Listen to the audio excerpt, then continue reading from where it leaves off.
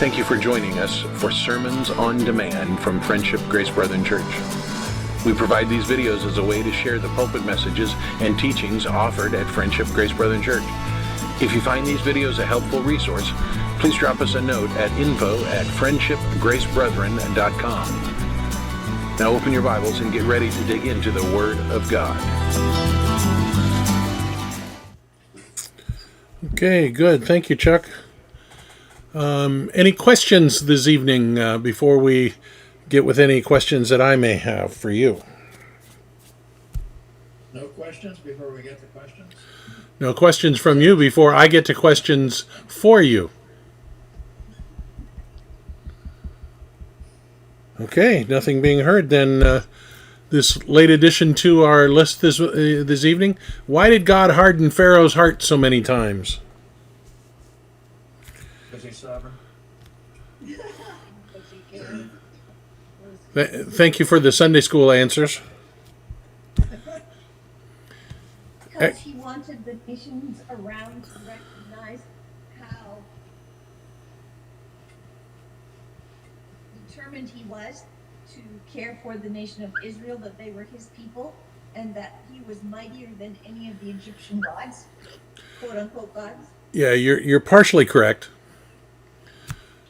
Exodus 4:21, and the Lord said to Moses, when you go back to Egypt, see that you do before Pharaoh all the miracles that I have put in your power, but I will harden his heart so that he will not let the people go. Seems counterintuitive, right? So that he won't let the people go. Then in Exodus 9:12, but the Lord hardened the heart of Pharaoh, and he did not listen to them as the Lord had spoken to Moses. So that's just two of the multiple times that we see that the Lord hardened his heart. So why did he do that? Passover could not have happened, one of the major feasts, without the hardening of his heart. Yeah, and why was Passover so important in the scheme of the 10 plagues? Because it showed God's redemptive plan. Yes, but more. Because it was the opposite, or the payback, I don't know how you say it, for the fact that Pharaoh had tried to kill the babies of the Israelites, and so Yes. their babies were killed. Yes, but more. The As a side remark, I went to the Ramses exhibit in Sydney, and they totally worldly said that they believe Ramses II was the pharaoh of the Exodus, that the only explanation why one of his sons died, there is no good reason except that he got killed in that plague. that's it. Worldly exhibit said that. Yep. It's one of the Exodus is one of the most interesting historical facts that we have. The non-biblical archaeologist doesn't want to accept it, but as Egyptologists work on this, they have come to more and more evidence that proves there was a group, a large group, millions possibly, of Semites in northern Egypt. There was a marked decrease in the power of Egypt at a specific time. There was a significant reduction in the wealth of Egypt at the same time, and nothing historically matches up to that except the Exodus. That's what they said in the exhibit, and it floored me that they would openly say that and even talk about the Bible. Yeah, the problem is the non-biblical archaeologists, I should say the non-Christian archaeologists, have a date that doesn't fit with what the Old Testament says, typically.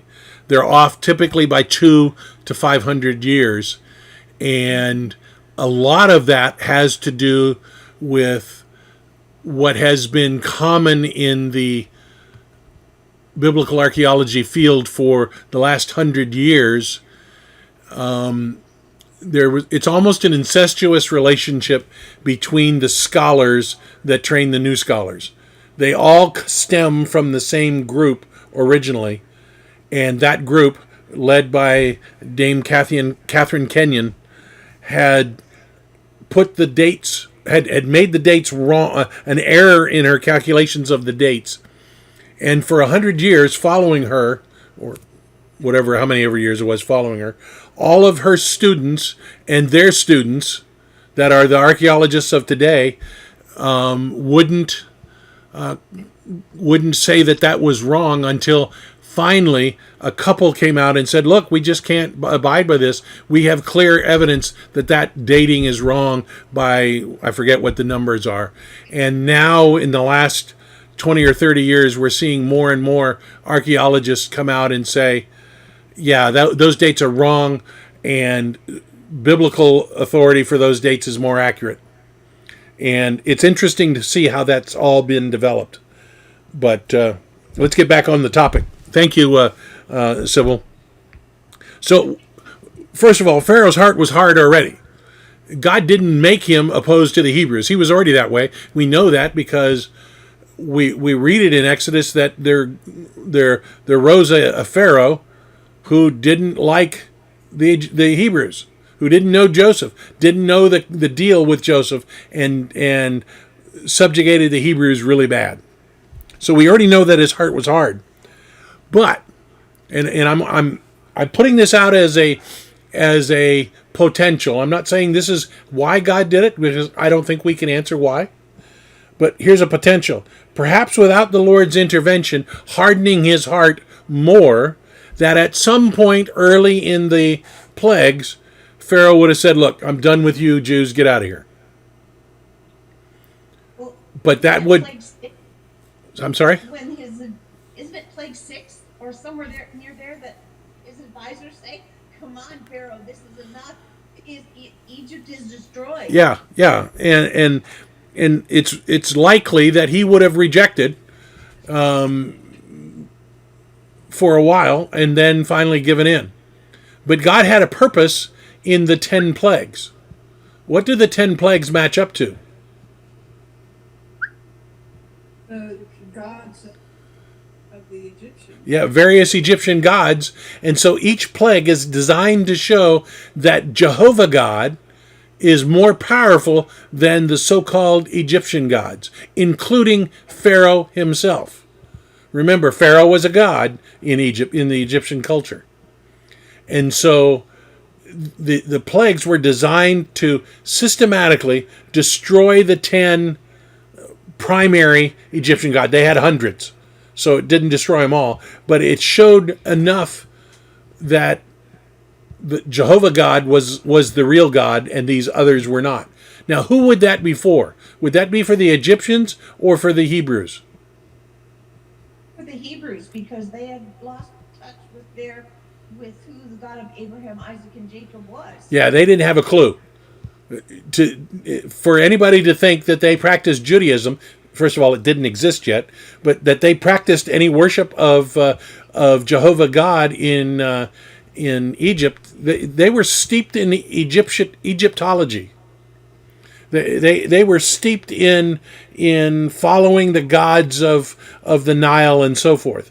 And so God had to demonstrate, besides all the other stuff he was doing with them to make them a people group, he had to show them that he was the true legitimate God and that everything else was subordinate to him. He was sovereign over it all. And so he needed Pharaoh to go through that process. Pharaoh needed to know the truth, and the Egyptians needed to know the truth, but more importantly, the Hebrews needed to know the truth that Jehovah God is the God. Otherwise, why would they spend 40 years wandering in the wilderness following him? Poorly following him, by the way. What do you think God's training was for Moses during that time? Because he wasn't practicing that either, most likely. And the decades that would have passed from when he was a young man, if you think how even in today's society, once our kids leave the house, they begin leaving the church. All those things set aside. How do you think God actually worked with Moses to bring him around to? Well, Moses' life can be divided into three groups of 40 years. 40 years he was Egypt. He was all about Egypt, and I can see him talking to Yul Brynner, building Ramses. I mean, that's what I think of first when I think of Moses and the Exodus. Sorry, but that's the way it works. But then at 40 years old, God sends him out, and where does he go? He goes to Midian. Who's in Midian? Jethro. And Jethro is a Priest of the Priest. Lord. Priest of the Most High. right. So his father-in-law becomes his mentor, his trainer, and his teacher, so that when he, guarding the sheep of his father-in-law, comes across the burning bush, he's able to accept the Shekinah glory talking to him there as the I am. If he was still in Egyptian mode, he wouldn't get that. That wouldn't work. But Jethro, I think, spent 40 years training him, because he's 80 when he goes back to Egypt.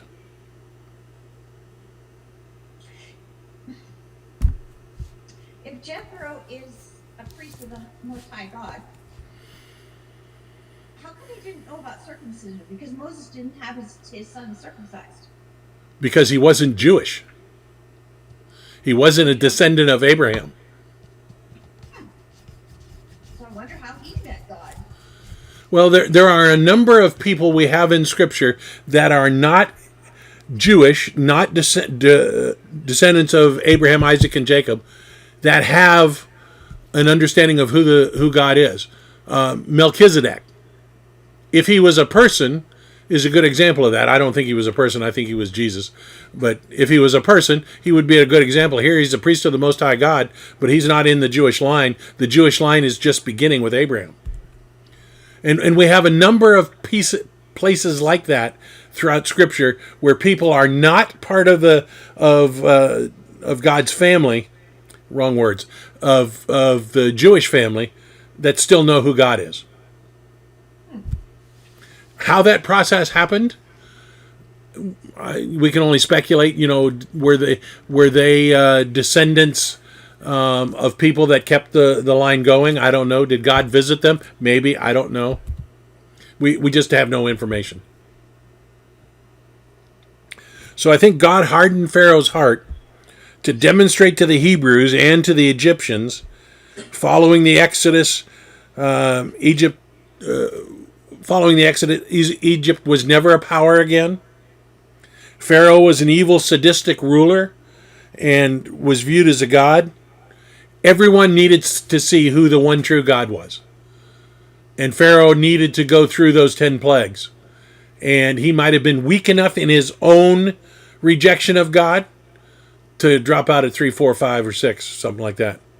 And so God hardened his heart. He didn't make him sin. You need to understand that. God didn't make him sin. His heart was already hard. He was already against the Jews. He was already sadistic. He was already evil. God didn't make him do any of that.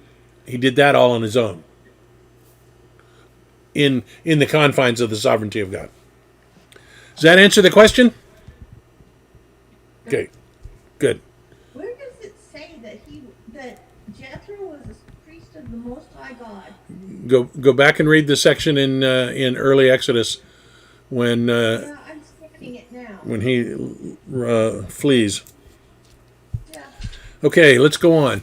Read Exodus 4, 10 through 12. What is the principle of these verses? That's Exodus 4, 10 through 12. But Moses said to the Lord, O my Lord, I am not eloquent, either in the past or since you have spoken to your servant, but I am slow of speech and of tongue. Then the Lord said to him, Who has made man's mouth? Who makes him mute or deaf or seeing or blind? Is it not I, the Lord? Now therefore go, and I will be with your mouth and teach you what you shall speak. What's the principle here? Well, first of all, he was a flat-out lie. What, that he was not eloquent? Yes. Why do you say that? Well, look how he spoke to the people, how he wrote. A non-eloquent person doesn't do that. Okay, that's good. But God could have given him that ability, Yeah. even though he gave him Aaron to be his spokesperson. He still could have given him the ability along the way.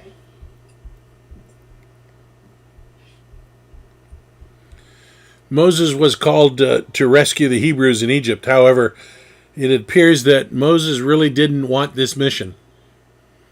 He wasn't out there saying, "Hey God, hey send me." He said, "Hey God, don't send me. I don't want to go. I don't want this is not my mission. I escaped from there. I don't want to do that." It's like the song, we sang as kids. Lord, please don't send me to Africa or wherever it was. Germany. Sorry, Sybil. Moses offered God excuse after excuse. Moses was. I think Sybil is probably correct that he was not telling God the truth. Like somehow at 80 years old you think it's wise to lie to God. He's offering excuse after excuse, but probably not legitimate excuses, right? One of those excuses that Moses claimed, he wasn't an eloquent speaker. And I get this mental picture of this conversation between God and Moses. I know that these are not face-to-face conversations like two humans speaking, but my mind wants to play it out this way. And he says, "Look, God, I don't speak well." And God kind of flicks him on the end of the nose and goes, "Hey, who made your mouth, dude? Who makes you deaf or seeing or blind? Who does that?" And I think God was just standing there with this in my mind's view of this, was standing there with this look of just who do you think you are and who do you think I am? I made your mouth, dipstick. I can make it work when I want it to. That's the picture of the way that plays out in my mind. I don't mean to be sacrilegious here, but I think God was illustrating to Moses that... Best education money could buy. Yeah, right. Being Prince of Egypt. Right. But that's another part of the principle that we see here, right? So Moses is making all of these excuses that are baseless and aren't legitimate.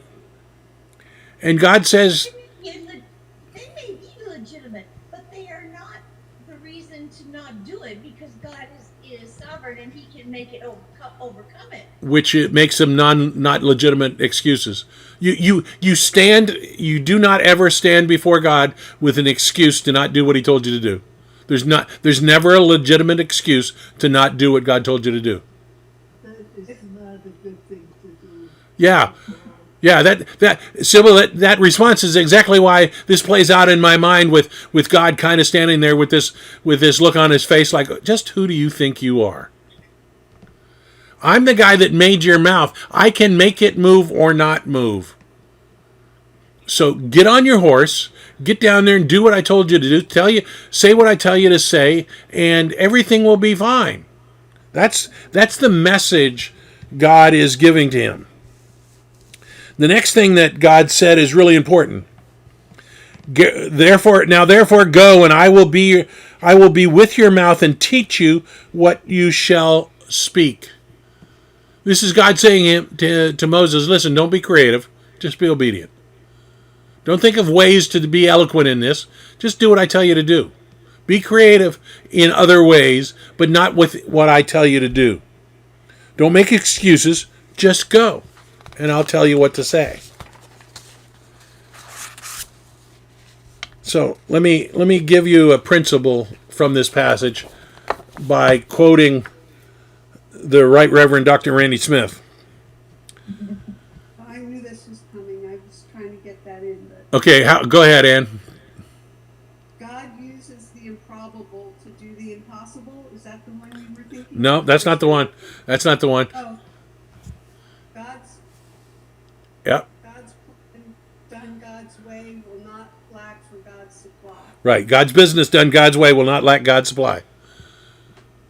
So God has a plan for Moses to follow, and he tells Moses to just be obedient and do it. I'll give you what you need. So don't worry about it. If God tells you to do something, he's got the power and the ability to make it work out for you. Yeah, Uncle Bernie used to say, if God tells you to do it, he'll equip you. Right. That's why there's never a legitimate excuse. But God. That doesn't work. The principle is that God will provide what you need to do the mission he has given you the way he wants you to do it. Now, quite often, we're willing to do the mission on our time and our way. But that's not the way God wants it. He wants it his way at his time. We need to trust God to provide everything we need to accomplish the mission he's given us the way he wants us to do it. Not the way we want to do it, the way he wants us to do it. I think that's the principle here. Any question or comment on that one? I was in Moses' place. I tried, let me tell you. It didn't end up well, and I ended up in America anyhow. I flat out told God I would not go to America. No way, no how, no shame. Did not end well, let me tell you. In the end, it ended well, but for a long time it didn't, let me tell you. Do not tell God no. Yeah, I was going to say, I thought it ended pretty well. You're in a pretty good place now, right? Absolutely, but that many years ago, I was not willing to come to America Yep, I understand. and give up our lifestyle. Absolutely not. But he was much more gracious to Moses than he was to me, let me tell you. I don't know. I think God flicking me on the end of the nose to get my attention would be not so gracious. Okay, Killing Moses. God almost killing Moses on the way. Yeah. He wasn't terribly gracious. Yeah. Okay, read Exodus 18:13 through 27. Why is this passage important? Exodus 18:13 through 27. The next day Moses sat to judge the people, and the people stood around Moses from morning until evening. When Moses' father-in-law saw all that he was doing for the people, he said, "What is this that you're doing for the people? Why do you sit alone? All of the people stand around you from morning till evening." And Moses said to his father-in-law, "Because the people come to me to inquire of God. When they have a dispute, they come to me, and I decide between one person or another. I make them know the statutes of God and his laws." Moses' father-in-law said to him, "What you're doing is not good. You and the people with you will certainly wear yourselves out, for the thing is too heavy for you. You are not able to do it alone. Now obey my voice. I will give you advice, and God will be with you. You shall represent the people before God and bring their cases to God. And you shall warn them about the statutes and the laws, and make them know the way in which they must walk and what they must do. Moreover, look for able men from all the people, men who fear God, who are trustworthy and hate a bribe, and place such men over the people as chiefs of thousands, hundreds, of fifties, and of tens. And let them judge the people at all times. Every great matter they shall bring to you, but any small matter they shall decide themselves. So it shall be easier for you, and you will bear, and they will bear the burden with you. If you do this, God will direct you, and you will be able to endure. And all this people also will go to their place in peace." So Moses listened to the voice of his father-in-law and did all that he had said. Moses chose able men out of all Israel and made them heads over the people, chiefs of thousands, hundreds, of fifties, and of tens. And they judged the people at all times. In the hard cases they brought to Moses, but any small matter they decided themselves. Then Moses let his father-in-law depart, and he went away to his own country. So why is this passage, this pericope, so important? It's the basis of our Constitution. Not just ours. Democracy. Well, we're not a democracy, but Democracy. say that again. Say that again, Ann. It's not. That's not a democracy. It's a representative republic. Correct. We are. Right. Yeah, Yeah. we're not a democracy. That's right. That's where they're wrong. On purpose, that's why they're wrong. Where else do we see this form of leadership? Church. Okay. in our own government. Right. In England. Yeah, England. You guys are missing the whole point. This is the mode of government that eventually all of Israel operated. So they appoint leaders, and those leaders handle the smaller issues, the tribal issues, the clan issues, and so forth. And Israel, even to the time of her demise in 70 A.D., still had a council, a ruling council of 70 plus one, the Sanhedrin. All throughout the united and the divided monarchy, they had elders and leaders that ruled over smaller groups. During the period of the judges, you have this leadership. This became the model of leadership for Israel, for a number of other republic-style governments in history, including our own. It is a model that demonstrates what we used to call at the sheriff's office span of control. There's no way that Moses could handle all that many people. And so the amount of people that have access needs to be narrowed. And that's why it was in tens, 50s, hundreds, and thousands. Because the guy that's ruler over tens, he can handle that. That's basically the extent of a span of control of one person is 10 people. For a new person, a new leader, it's typically 5 to 7. But an experienced leader can handle 10. And so there was somebody then that was in charge of 10 groups of 10. And so on. And that's how that built. And that is a model that is used in I would surmise every military in the world, probably every military in the world since then. It's a model that has efficiencies built into it. It's a model that provides good supervision without the guy at the top needing to know everything and do everything. And so this passage becomes important because it sets the groundwork for how Israel operated and how a bunch of republics around the world since have operated. It demonstrates what God's heart is in how leadership should be done. I think beyond that, though, it also goes to the point that we're not designed to be one-man band. Right. And I think that's what Jethro was trying to tell him. You aren't designed to do this. You're going to, wear yourself out. It's too much for you. You need somebody to come alongside and help you pick up the pieces here. Right. And that's a hard thing for new leaders to understand, that they have an effective span of control that's really limited. And when they try to control more than that, they run into problems and they cause themselves more work and more problem. When you learn how to delegate to your lower leaders, then you can make an effective team. But if you try to run everything yourself, it doesn't work.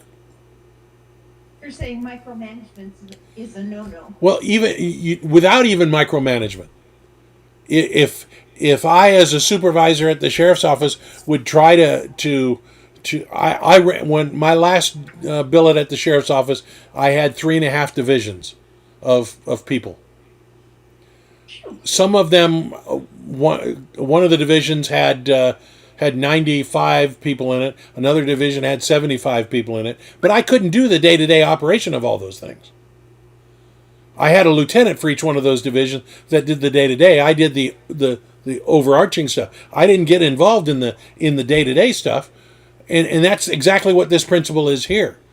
There has to be a chain of command and it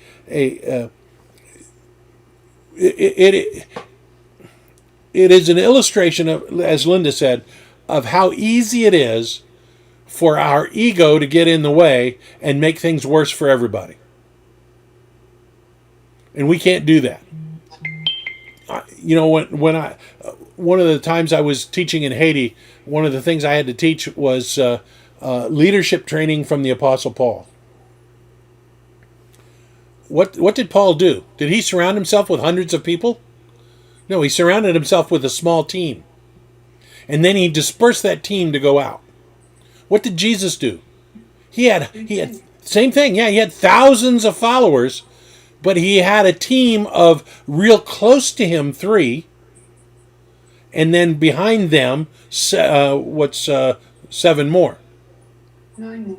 9 more. 9 more. I knew the math wasn't right, but I couldn't get it quick enough. Yeah, 9 more. So Or 8 if you discount Judas. right. So I would argue that probably the inner 3 had a supervisory role over the others, because that's proper span of control. And if Jesus had to do that, and I use that in a strictly humanistic statement, in his sovereignty, obviously he doesn't need to have that span of control. But Jesus in his ministry was teaching his disciples how to do those things. And so he demonstrated very well, here's a span of control of my inner circle of 3, those 3 then the 9, and those 9, and it replicates very quickly out. Yeah, because at one point he sent out 70. Right. But that explains why the apostle said we can't do all this, and told him to elect deacons. Right, exactly. Yeah, because you can't do everything. So in a large church where thousands of people go, does the pastor pastor them all? No. The pastor is primarily, in most instances, is pastor of the pastors. And the pastors then have a group that they lead, and they lead smaller groups that lead other groups.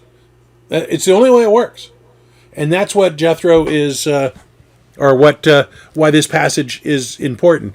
Now, there are several criteria in this that we need to look at. First of all, you got to look for able men from all the people. So there's some criteria for the men. What makes them able? They are men who fear God. They are men who are trustworthy. I love this one. They are men who hate a bribe. See, if we use that criteria for our politicians, we wouldn't have any politicians. But the criteria that he's given here sounds an awful lot like the criteria that we would see later for deacons and elders. Mm-hmm. So God is establishing a pattern of how to lead through the words of Moses' father-in-law, and Moses sets it up, and it works very well, and it becomes the pattern that Israel uses, and it becomes the pattern that every military uses. It becomes the pattern that many countries have used. It is a pattern that follows God's direction, whether the military wants to admit it or not. Questions or comments on that one? No, go ahead, Steve. You were talking about the military. Well, there was military before he gave that command. Were they using that before?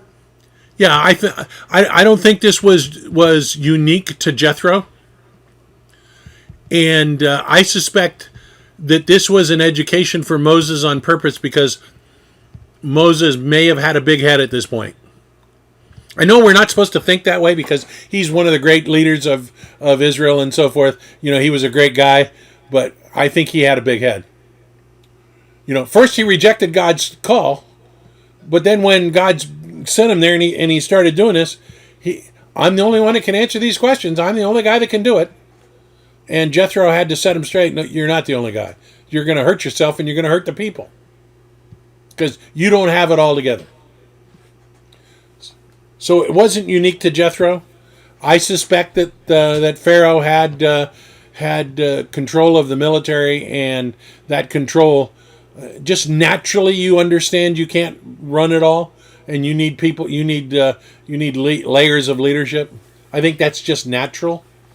But Moses rejected it, and why he rejected it, I think, was his pride. I can't prove that from Scripture, but I don't know how a normal human wouldn't be prideful in that situation. I have a question. At the very end of the passage you read, Jethro goes home. Did Zipporah and his two sons stay, or did they go home with Jethro? I just read that. Didn't Jethro bring, when he went to Moses, didn't he bring the wife and kids? Right.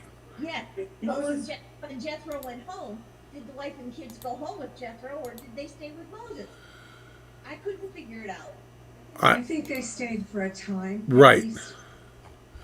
Whether they went back later on or not, we're not told, but I think they stayed at least for a time. I can't remember where, but I seem to recall that Moses' wife and kids stayed with him through much of the wilderness wandering. See, we're early in the 40 years here. I don't remember. Circumcises them. Yeah. Yeah, he does that before he goes to Egypt. He circumcises the boys. Yeah, I'll have to read on it. I don't remember off the top of my head. He finished it, didn't he? Zipporah circumcised them. Right. Right, It wasn't Moses. but I thought we finished it. God was going to kill him because he hadn't. I wonder how Zipporah knew that. Or her father, probably, maybe. Yeah. I'll have to read on that. I don't remember. I can't remember off the top of my head right now. Any other questions or comments? Okay. Read Exodus 20, 1 through 17. Explain the arrangement of the commandments. I'm going to just cut to the chase, and you know the commandments. You know what they are. 4 up, 6 across. Yeah, and what's that mean?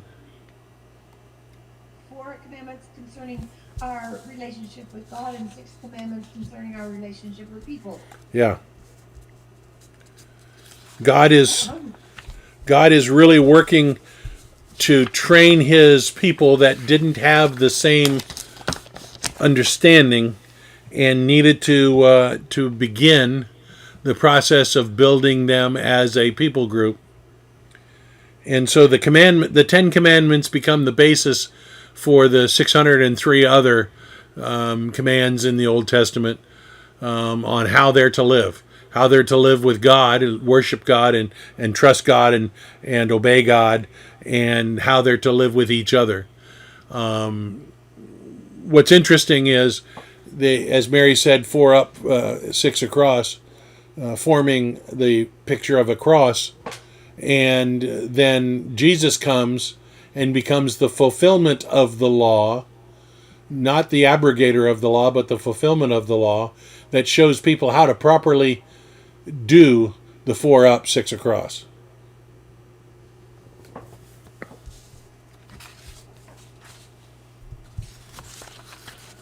I know we've talked about the 10 commandments in the past, so let me just bypass the reading of that and go on to the next question.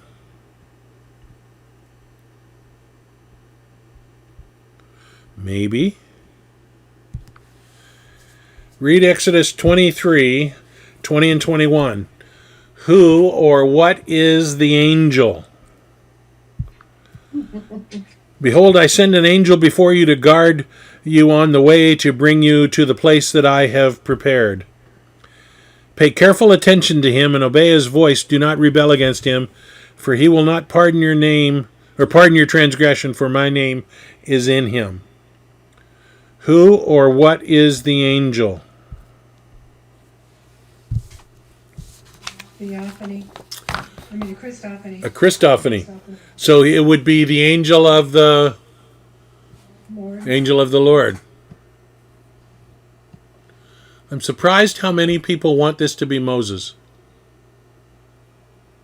Really? Yeah. That makes no sense. Well, it does make sense if you don't read critically. Because, behold, I'll send an angel. What does the word? What is the Hebrew word angel, or the Hebrew for the? Yeah, it's the Hebrew word malach. Get the guttural in there, and it means spiritual being that we call an angel, or messenger. And so you have to really look at the context to see how malach is used. So let's look at the verses and see. In verse 20, God says he'll send an angel or a messenger to guard them on the way and bring them to a place he's prepared. Could Moses be the messenger and leader? Yeah, he could be. He could be the messenger or the angel because God sent him to lead the people and to teach the people. He gave to Moses the law. So if you only read verse 20, Moses could absolutely be that guy. And so the proper translation of malach would be messenger. But go on to verse 21.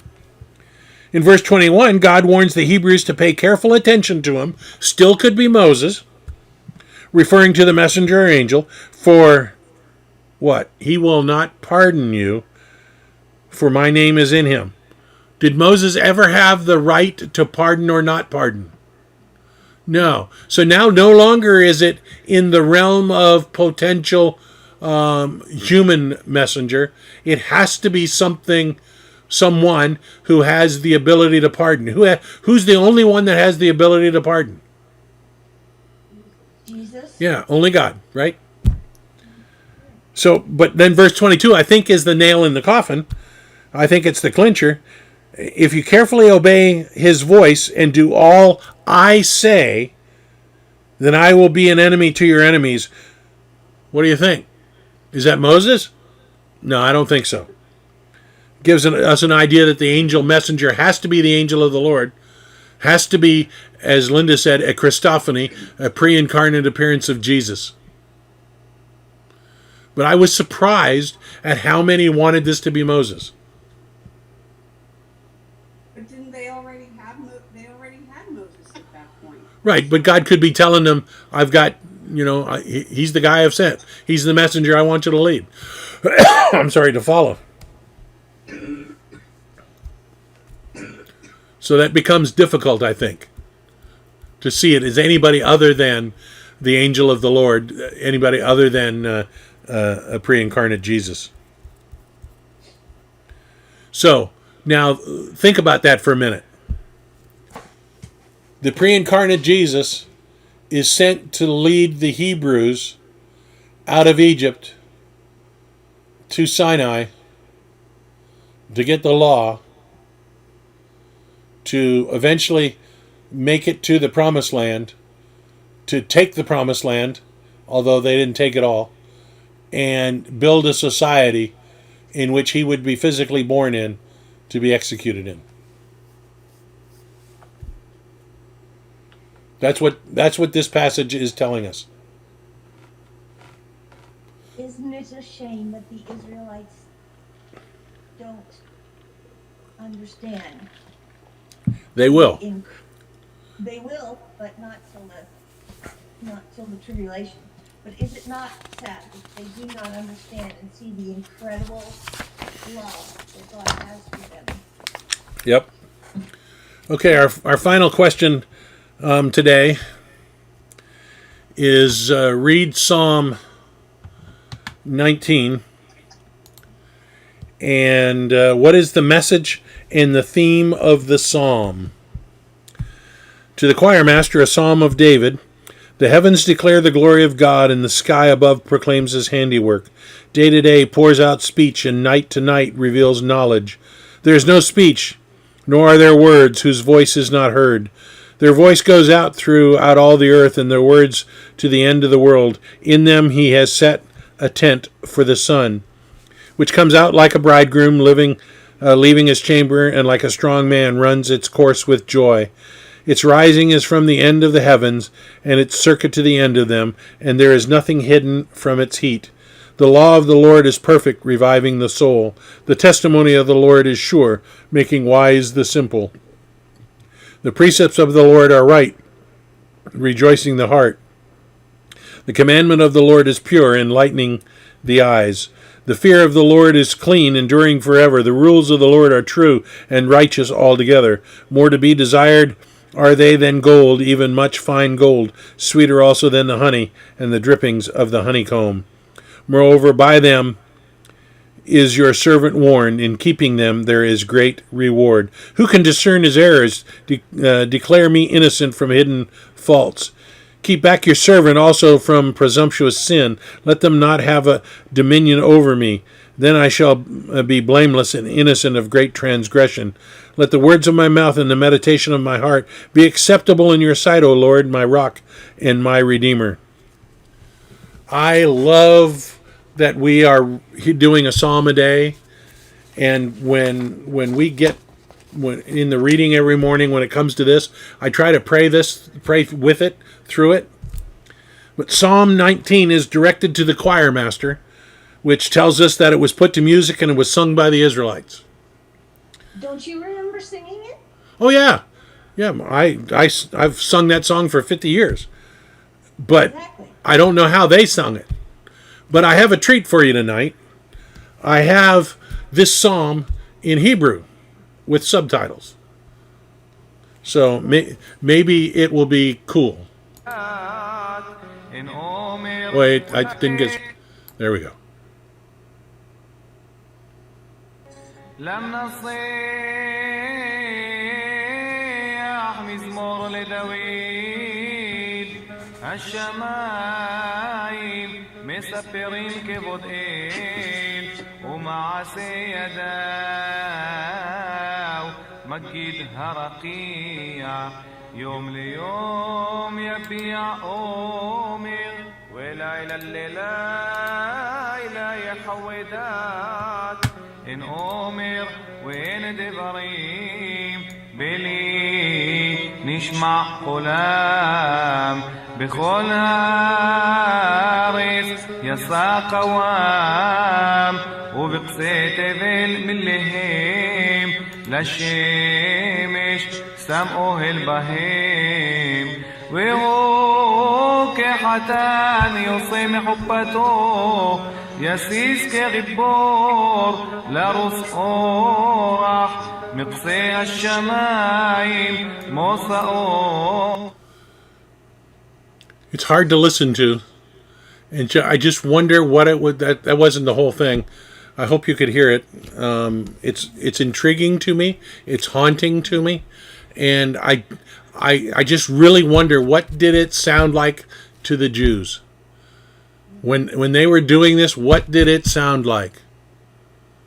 Does it sound like when Randy reads it? Yeah, he sing. Yeah, but he sings it in the modern cadence of the modern Jews, and I just wonder what it sounded like to the Israelites.